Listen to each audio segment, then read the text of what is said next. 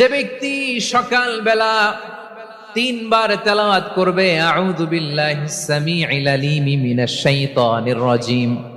এরপরে সূরা হাশরের শেষ তিনটি আয়াত তেলাওয়াত করবে,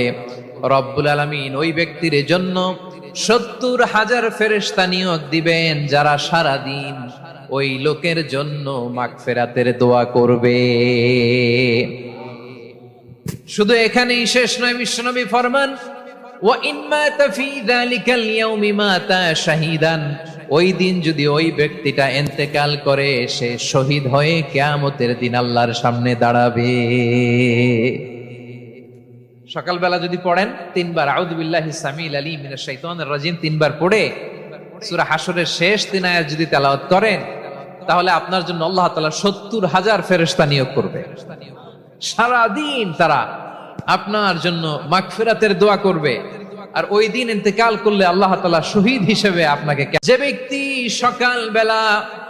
তিনবার তেলাওয়াত করবে আউযু বিল্লাহিস সামিউল আলিম মিনাশ শাইতানির রাজিম, এরপরে সূরা হাশরের শেষ তিনটি আয়াত তেলাওয়াত করবে, রব্বুল আলামিন ওই ব্যক্তির জন্য